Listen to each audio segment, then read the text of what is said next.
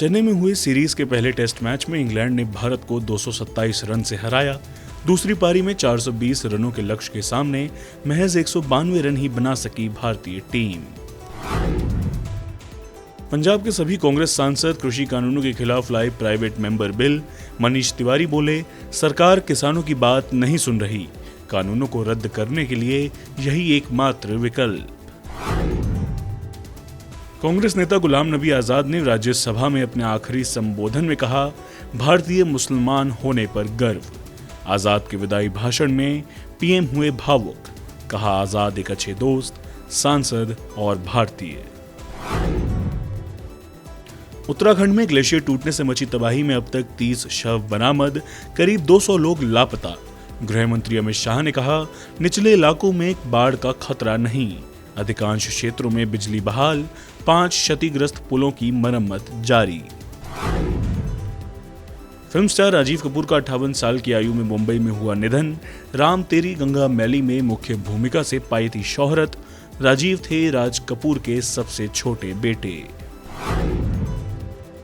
बिहार में नीतीश कैबिनेट का हुआ मंत्रिमंडल विस्तार। बीजेपी कोटे से 9 और जेडीयू कोटे से 8 विधायक मंत्री बने। पूर्व केंद्रीय मंत्री शाहनवाज हुसैन और असमय दुनिया छोड़ गए अभिनेता सुशांत सिंह राजपूत के भाई नीरज सिंह बबलू भी बने मंत्री। सुप्रीम कोर्ट ने कांग्रेस सांसद शशि थरूर और राजदीप सरदेसाई समेत 6 वरिष्ठ पत्रकारों की गिरफ्तारी पर लगाई रोक। गणतंत्र दिवस पर हुए एक हादसे को लेकर किए गए ट्वीट पर राजद्रोह का मामला है दर्ज। लाल किले पर 26 जनवरी को हुए उपद्रव के मुख्य आरोपी दीप सिद्धू को दिल्ली पुलिस की स्पेशल सेल ने किया गिरफ्तार। सिद्धू पर था 1 लाख का इनाम। और स्वास्थ्य मंत्रालय ने कहा, पिछले 24 घंटे में कोरोना के चलते एक भी मौत नहीं हुई दर्ज। कोरोना के साउथ अफ्रीकन वेरिएंट से सावधान रहने की जरूरत फिलहाल देश में नहीं मौजूद।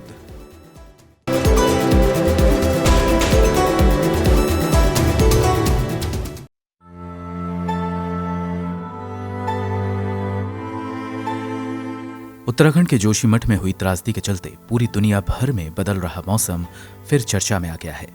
हाल में ही खुद केंद्र सरकार ने संसद में जानकारी दी थी कि भारत में भी भारी बारिश, बाढ़, सूखा, तूफान और बढ़ती सर्दी गर्मी जैसी घटनाओं में पिछले कुछ सालों में इजाफा हुआ है। पृथ्वी विज्ञान मंत्री हर्षवर्धन ने लोकसभा में एक जवाब में बताया कि पिछले लगभग 100 सालों में भारत का तापमान 0.7 डिग्री बढ़ गया है।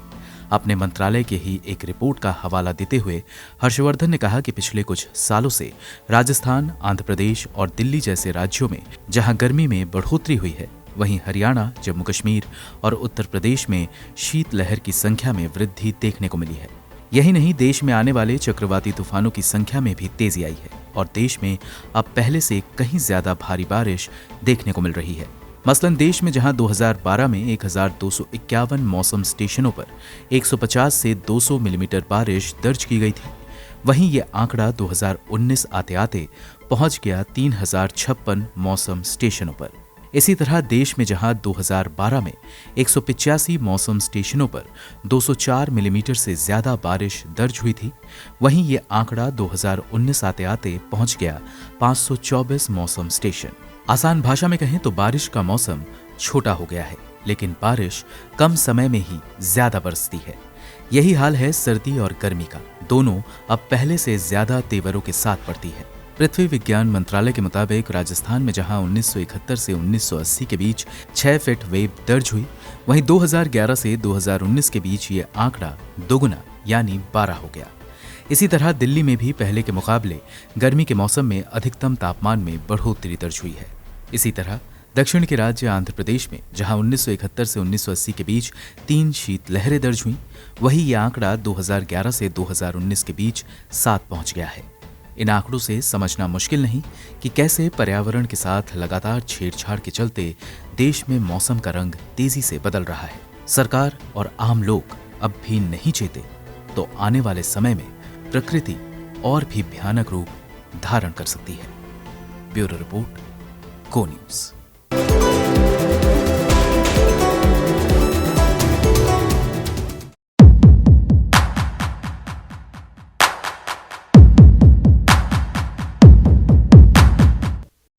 बिहार के मोकामा बरौनी सेक्शन में रेलवे ब्रिज का काम जोरों पर है। यहाँ गंगा नदी के ऊपर राजेंद्र सेतु पुल के समानांतर एक नए रेल ब्रिज का निर्माण किया जा रहा है। साल 2016 में प्रधानमंत्री नरेंद्र मोदी ने रिमोट कंट्रोल के जरिए इस ब्रिज के निर्माण कार्य को हरी झंडी दी थी। रिपोर्ट्स के मुताबिक इस पुल को 4 साल में बनकर तैयार होना था, लेकिन अभी भी इस पुल का निर्माण कार्य जारी है। राजेंद्र सेतु पुल साल 1959 में बनकर तैयार हुआ था और इसका उद्घाटन तत्कालीन प्रधानमंत्री जवाहरलाल नेहरू ने की थी। ये बिहार में ऐसा पहला अनोखा पुल है जिस पर से गाड़ियों के साथ साथ ट्रेनों की भी आवाजाही है। ये पुल 2 किलोमीटर लंबा है और डबल लेन सड़क के साथ सिंगल ट्रैक रेलवे लाइन भी है। इसी पुल की 25 मीटर की दूरी पर एक नए रेल ब्रिज का निर्माण किया जा रहा है। ये रेल ब्रिज डबल लाइन का होगा। प्रोजेक्ट में देरी की वजह से इस ब्रिज का काम साल 2018 में शुरू किया गया था। तत्कालीन रेल मंत्री पीयूष गोयल ने तब इस ब्रिज के 3 साल में बनकर तैयार होने की बात कही थी। उन्होंने फरवरी 2021 तक इस ब्रिज के उद्घाटन की बात कही थी, लेकिन अब ये ब्रिज कब तक बनकर तैयार होगा इसका कोई अनुमान नहीं है। रेलवे इस पुल को मॉडर्न टेक्नोलॉजी की मदद से तैयार कर रहा है। इसके लिए गंगा नदी में बड़ी बड़ी मशीनें लगाई गई हैं। जानकार बताते हैं कि मशीनें और पुल के निर्माण से जलजीवों के लिए खतरा बढ़ गया है। पर्यावरण रिपोर्ट में बताया गया है कि निर्माण क्षेत्र में डॉल्फिन, घड़ियाल, कछुआ जैसे जलजीव रहते हैं, जिनके लिए ये निर्माण खतरनाक साबित हो सकता है। रिपोर्ट के मुताबिक ज्यादातर निर्माण का काम पानी में ही होना है।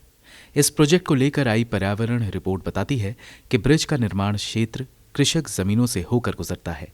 गंगा के किनारे होने की वजह से इन इलाकों में अच्छी फसल होती है।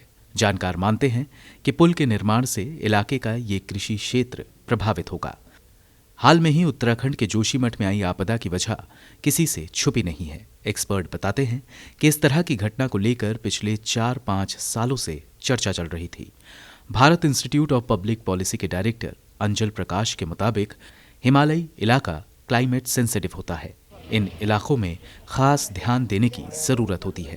इसी तरह जलीय इलाका भी काफी सेंसिटिव होता है, लेकिन प्रकृति से छेड़छाड़ का दौर जारी है। ब्यूरो रिपोर्ट, गो न्यूज।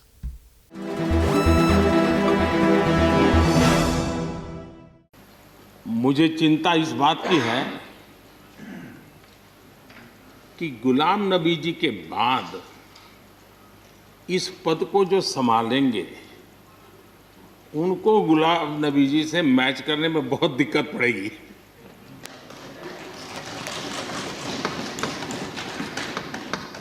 क्योंकि गुलाम नबी जी अपने दल की चिंता करते थे, लेकिन देश की और सदन की भी उतनी ही चिंता करते थे। ये छोटी बात नहीं है जी, ये बहुत बड़ी बात है जी। वरना अपोजिशन के लीडर के रूप में अपना दबदबा पैदा करना, ये सब मोह किसी को भी हो सकता है, लेकिन उन्होंने सदन से, मैं शरद पवार जी को भी इसी कैटेगरी में रखता हूं, वे सदन की और देश की चिंता को प्रायोरिटी देने वाले नेताओं में से रहे। गुलाम नबी जी ने बखूबी इस काम को निभाया है। मुझे याद है इस कोरोना काल में मैं एक फ्लोर लीडर्स की मीटिंग कर रहा था, तो उसी दिन गुलाम नबी जी का फोन आया। तो मोदी जी, तो ठीक है आप करते हैं, लेकिन आप एक काम कीजिए, सभी पार्टी लीडर्स की मीटिंग जरूर बुलाइए। मुझे अच्छा लगा कि उन्होंने पार्टी लीडर्स के साथ, सभी पार्टी अध्यक्षों के साथ बैठने का मुझे सुझाव दिया, और मैंने उस मीटिंग को किया भी। वो गुलाम नबी जी के सुझाव पर किया था। और मुझे कहने में, यानी इस प्रकार का संपर्क, और उसका मूल कारण है कि उनको दोनों तरफ का अनुभव रहा है, सत्ता दल का भी और विपक्ष का। 28 साल कार्यकाल, ये अपने आप में बहुत बड़ी बात होती है जी। बहुत साल पहले की बात है, शायद अटल जी की सरकार होगी, मुझे याद नहीं रहा। मैं यहाँ सदन में किसी काम से आया था, मैं तो तब राजनीति में नहीं था, ये इलेक्टोरल पॉलिटिक्स में नहीं था, मैं संगठन का काम करता था। तो मैं और गुलाम नबी जी ऐसे ही लॉबी में गप्पे मार रहे थे, अब जैसा पत्रकारों का स्वभाव रहता है, बराबर नज़र लगाए बैठे थे कि ये दोनों का मेल कैसे हो सकता है। हम हंसी खुशी से बातें कर रहे थे, तो हम जैसे ही निकले तो पत्रकारों ने घेर लिया। गुलाम नबी जी ने बहुत बढ़िया जवाब दिया था। वो जवाब हम लोगों के लिए बहुत काम आने वाला है।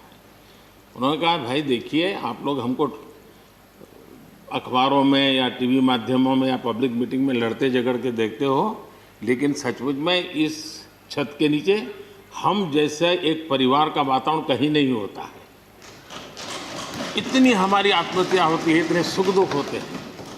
ये जो स्पिरिट है, वो स्पिरिट अपने आप में बहुत बड़ी बात होती है। गुलाम नबी जी का एक शौक शायद बहुत कम लोगों को पता होगा, और कभी उनके साथ बैठोगे तो बताएंगे। हम सरकारी बंगलों में रहते हैं, तो बंगले की दीवारें, अपना सोफा सेट, उसी के आसपास हमारा दिमाग रहता है।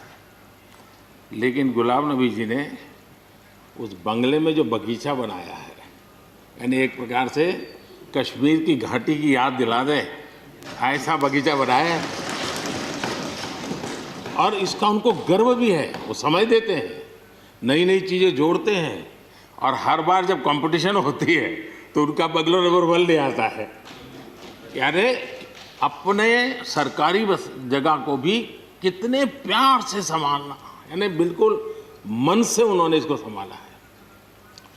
जब आप मुख्यमंत्री थे, मैं भी एक राज्य का मुख्यमंत्री के नाते काम करता था, हमारी बहुत गहरी निकटता रही उस कालखंड में। शायद ही कोई ऐसी घटना मिल सकती है कि जबकि हम दोनों के बीच में कोई संपर्क सेतु न रहा हो। एक बार गुजरात के यात्री, क्योंकि जम्मू कश्मीर में जाने वाले टूरिस्ट में गुजरात बहुत बड़ा नंबर रहता है, और टेररिस्टों ने पर हमला कर दिया। करीब 8 लोग शायद मारे गए।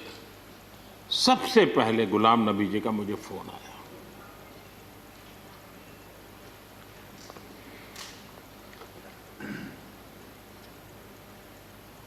और वो फ़ोन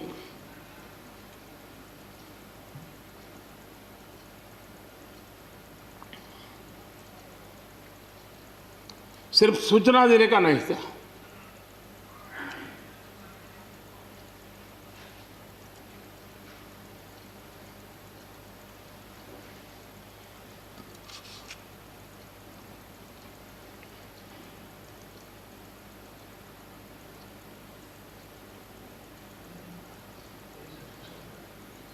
उनके आंसू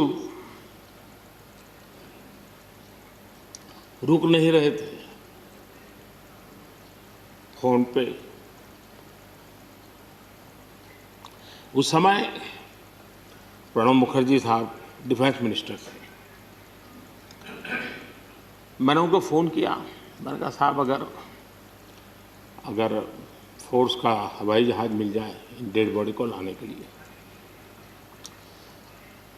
रात देर हो गई थी। प्रणब मुखर्जी साहब ने कहा, आप चिंता मत कीजिए, मैं करता हूँ व्यवस्था। लेकिन रात में फिर गुलाम नबी जी का फ़ोन आया।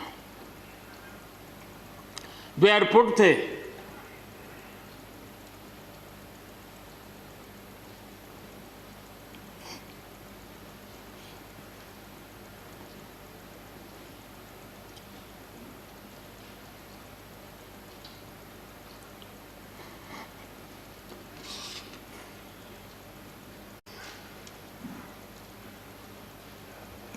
एयरपोर्ट से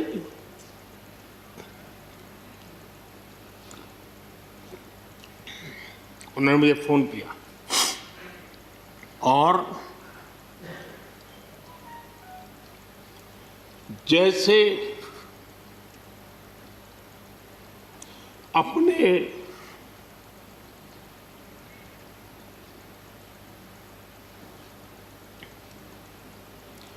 परिवार के सदस्य की चिंता करें,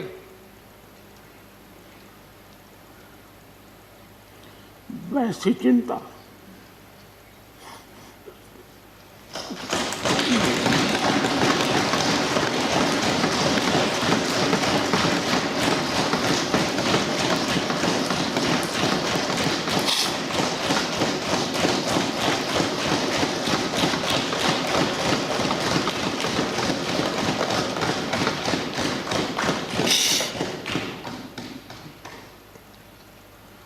पद, सत्ता जीवन में आती रहती है, लेकिन उसे कैसे पचाना,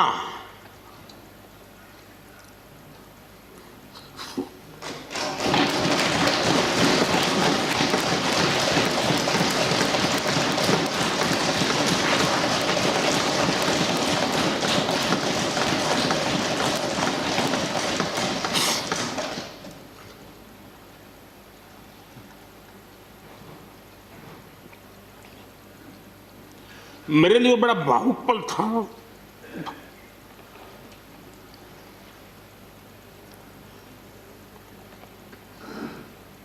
दूसरे दिन सुबह फोन आया कि मोदी जी सब लोग पहुंच गए।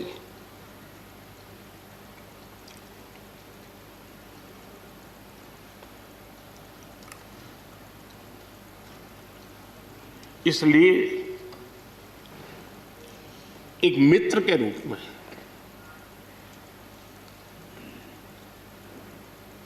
गुलाम नबी जी को घटना और अनुभव के आधार पर मैं आदर करता हूं।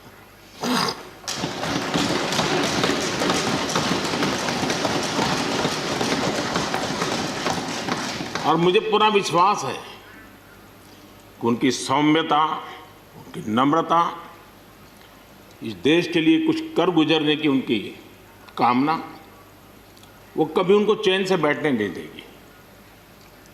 और मुझे विश्वास है कि जो भी दायित्व जहां भी वो संभालेंगे, वे जरूर वैल्यू एडिशन करेंगे, कंट्रीब्यूशन करेंगे और देश उनसे लाभान्वित होगा। ये सब मेरा पक्का विश्वास है।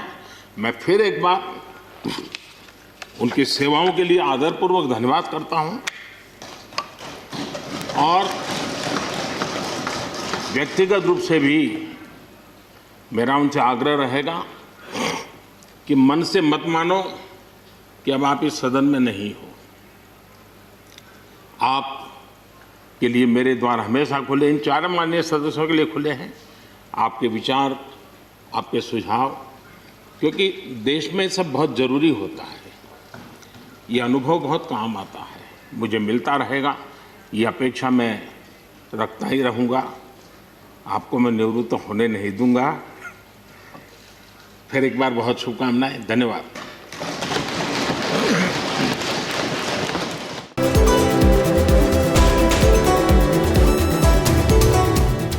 कांग्रेस की तरफ से आज संसद घेराव हो रहा है। हमारे साथ पवन खेरा जी है। पवन खेरा जी, प्रधानमंत्री ने कल संसद में कहा था ये जो एक नई प्रजाति का जन्म हुआ है आंदोलनकारी का, वो देश को खराब कर रहा है, गुमराह कर रहा है। आप लोग उसी रास्ते पे। प्रधानमंत्री जी इस देश के इतिहास को या तो जानते नहीं हैं या जानते हुए भी हंसी उड़ा रहे हैं। यह देश स्वतंत्र भारत आंदोलन की उपज है।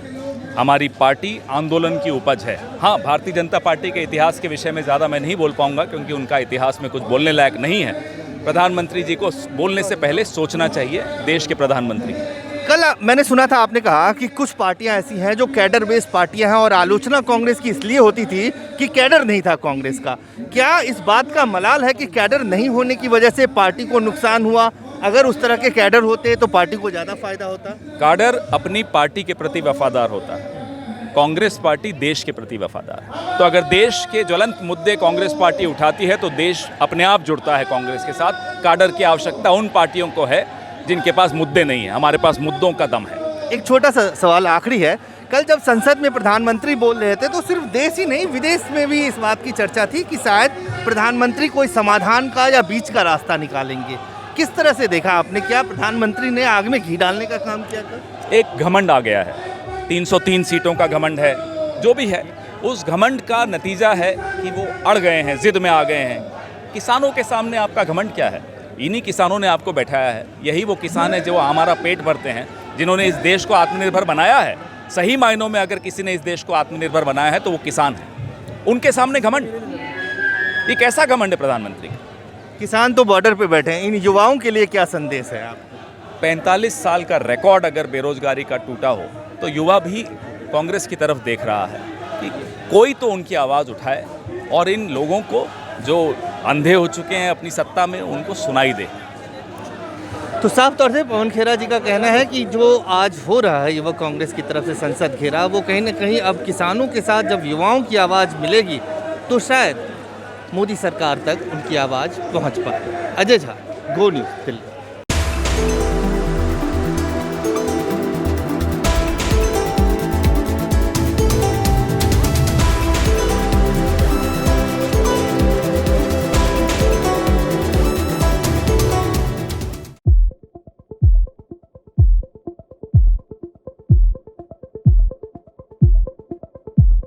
भारत में महिला सशक्तिकरण के दावे भले ही जोर शोर से किए जाते हों, लेकिन पुलिस विभाग में महिलाओं की हिस्सेदारी निराश करने वाली है। इंडिया जस्टिस की एक रिपोर्ट में सामने आया है कि भारत में हर 10 पुलिसकर्मियों में मात्र 1 महिला पुलिस है। अगर अधिकारी रैंक में महिलाओं की हिस्सेदारी देखें तो हर 100 पुरुष अधिकारियों में महज 7 अधिकारी महिला हैं। टाटा ट्रस्ट ने कुछ अन्य संस्थानों के सहयोग से इंडिया जस्टिस रिपोर्ट 2020 जारी की है। ये रिपोर्ट देश के अलग अलग राज्यों की न्याय करने की क्षमता का आकलन करती है। इंडिया जस्टिस रिपोर्ट 4 श्रेणियों में सर्वे के आधार पर तैयार की गई है: पुलिस, न्यायपालिका, जेल और कानूनी मदद।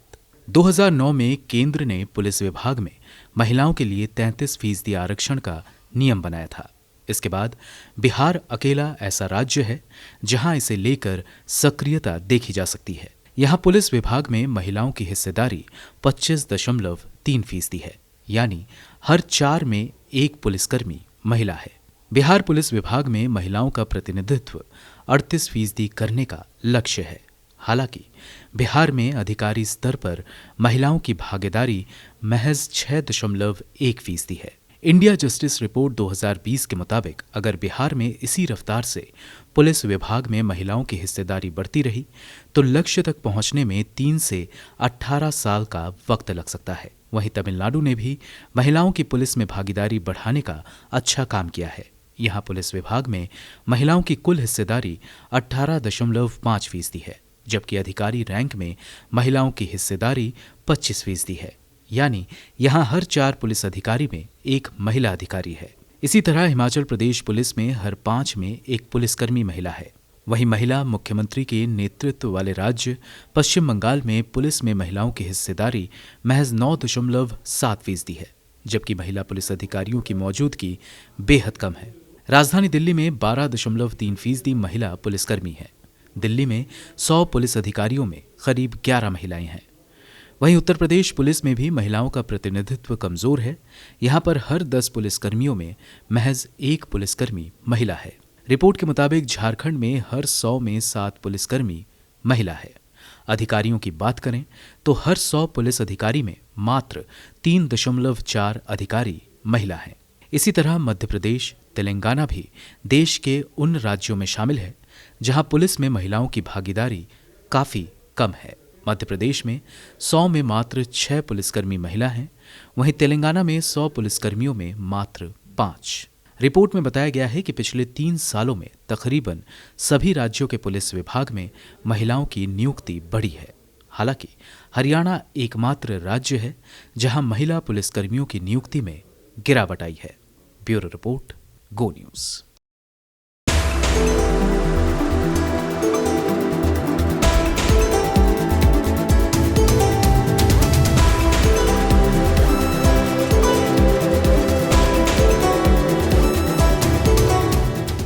नए कृषि कानूनों के खिलाफ किसानों के विरोध प्रदर्शन के बीच में प्रधानमंत्री किसान निधि योजना सरकार की एक ऐसी योजना है जिसका बार बार जिक्र किया गया है कि कैसे करोड़ों किसानों को इससे फ़ायदा पहुंचा है।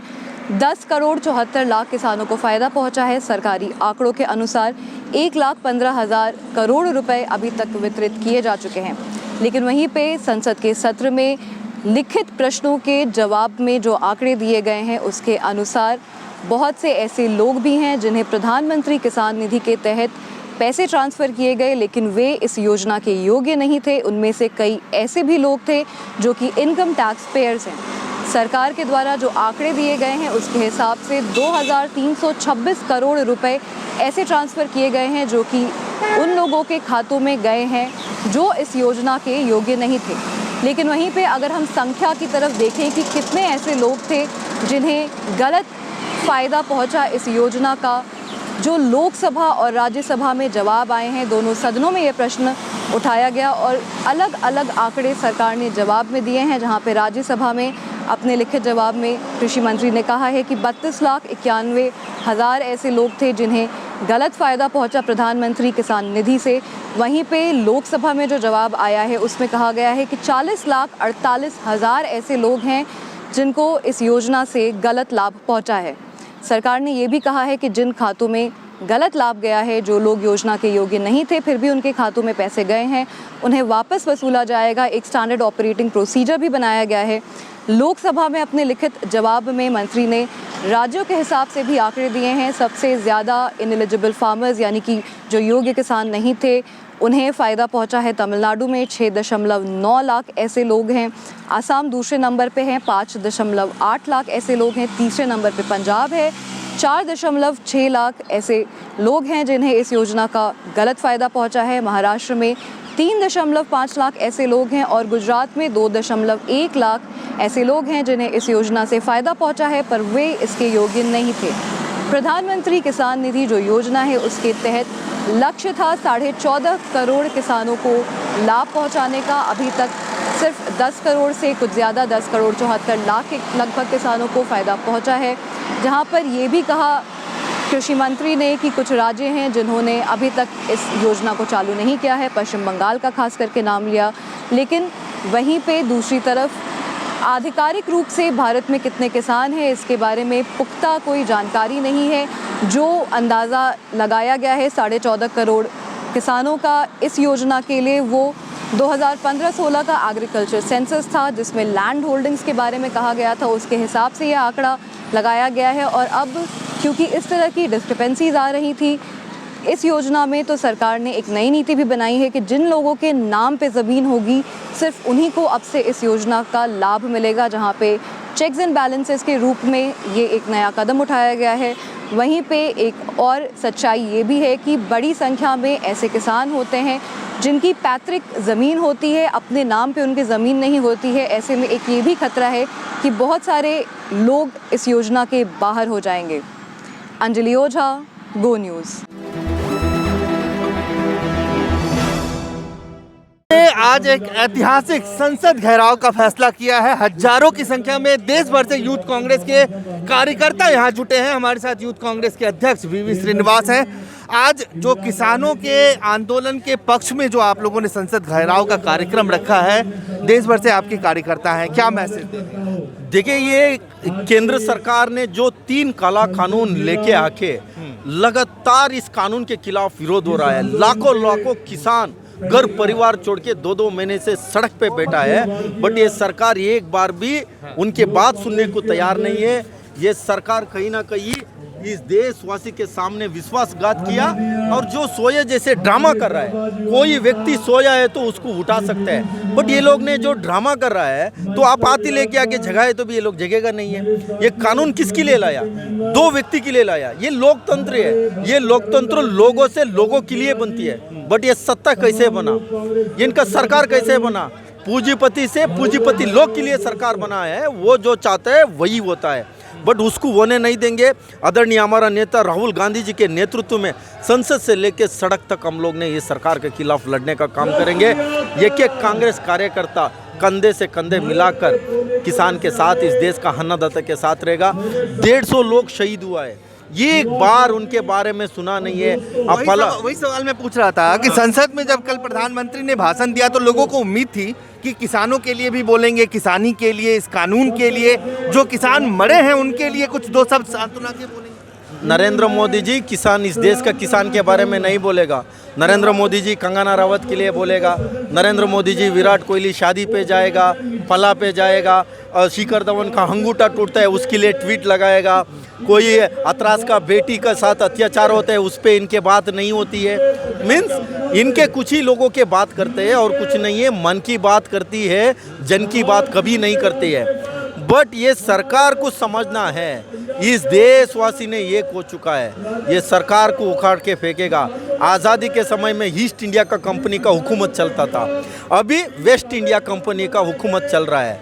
ये एक एक देश का एक एक कार्यकर्ता खून और त्याग बलिदान से ये देश नेशन बनाया है। सभी लोग इस सरकार को उखाड़ के फेंकने का काम करेंगे। ये एक आखिरी सवाल आपसे पूछता हूँ, बॉर्डर पे किसान बैठे हैं, संसद के सामने नौजवान बैठे हैं, आज जो आप लोग कर रहे हैं, यूथ अगर इस किसान आंदोलन के पक्ष में और एकजुट हो जाए तो आपको लगता है कि सरकार को आवाज़ सुननी ही पड़ेगी? आने वाले दिन में इनका जो भी मंत्री हो, इनका जो भी बीजेपी का विधायक हो, एमपी हो, कोई सड़क पे नहीं घूम सकता है। आप हरियाणा में देख सकते हैं। शर्म आना चाहिए इन सरकार को। उनका सीएम चापर तक उतरने नहीं दे रहा है। इस देश का अन्नदाता, इस देश का युवा, बड़े बड़े वादा किया था इन लोग ने चुनाव के पहले, 10 साल में 2 करोड़ का नौकरी देंगे, काला धन लाएंगे, 15 लाख देंगे, अच्छे दिन, सबके साथ सबके विकास। अरे इनके वजह से कोई विकास नाम ही नहीं रख रहा है। उस नाम को भी ऐसी तैसी कर दिया।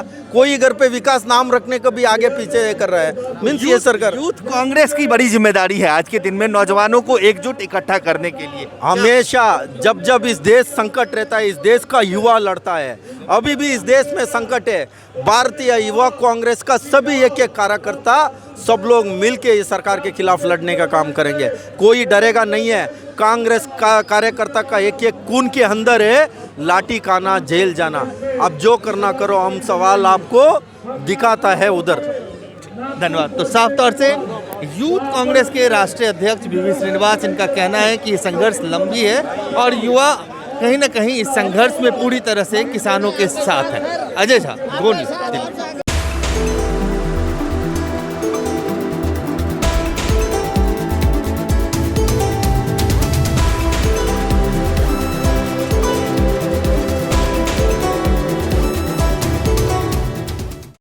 पंजाब से कांग्रेस के सांसदों ने ये फैसला किया है कि अब वो लोकसभा में प्राइवेट मेंबर बिल लेके आएंगे और इस बिल को इंडिविजुअली और कलेक्टिवली मूव किया जा रहा है ताकि ये जो तीनों कृषि कानून हो उसको रिपील करने की मांग को लेकर हमारे साथ हम डॉक्टर अमर सिंह जी हैं, उनसे बात करते हैं। सर, आप लोगों को क्यों मजबूर होना पड़ा ये करने के? नहीं, ये मजबूर तो इसलिए होना पड़ा क्योंकि ये सरकार किसी का भी कहना नहीं मान रहे, ना पार्लियामेंट के बाहर लाखों लोग सड़कों पे बैठे हैं, उनका कहना नहीं मान रहे। प्रधानमंत्री जी भाषण देते हैं, हम बातचीत करने को तैयार हैं, और उधर से 200 लोगों से अटैक करा रहे हैं और देखो स्पाइक्स लगा रहे हैं, व्हाट नॉट, बॉर्डर पे जैसे वॉर होने वाली है।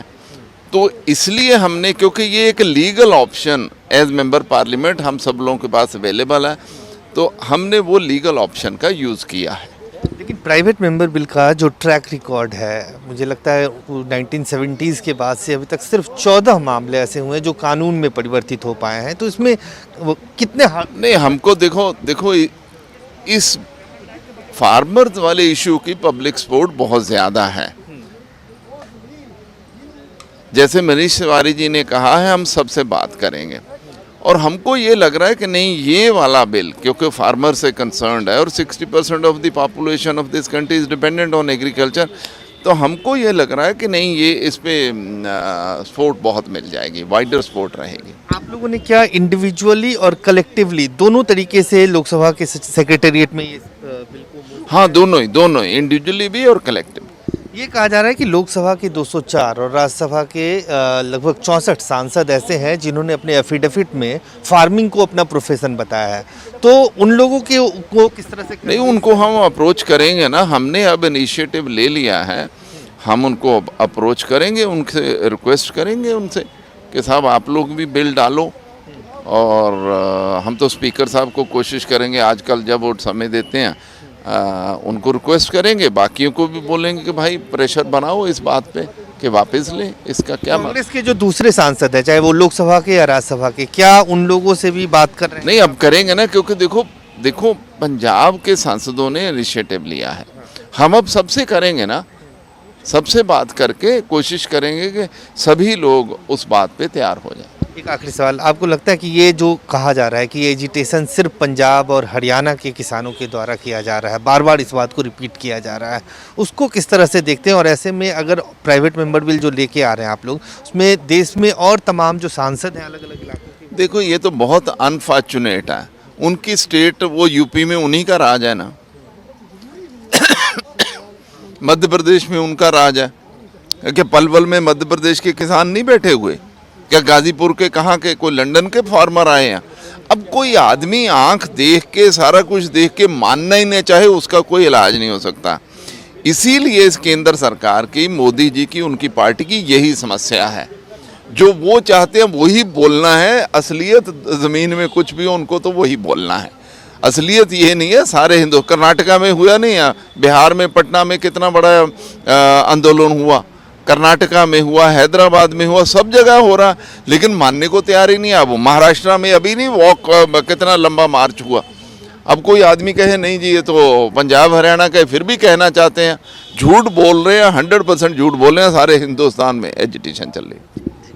तो ये थे डॉक्टर अमर सिंह। इनका कहना है कि कांग्रेस के फिलहाल पंजाब के जो 8 सांसदों ने लोकसभा सेक्रेटेरिएट में प्राइवेट मेंबर बिल मूव किया है, और इनका ये कहना है कि जिस तरह का सपोर्ट है इस पूरे एजिटेशन को, इसमें और दूसरे लोग भी और दूसरे सांसद भी जुड़ेंगे। कैमरामैन रफीक के साथ अजय झा, गो न्यूज़, दिल्ली।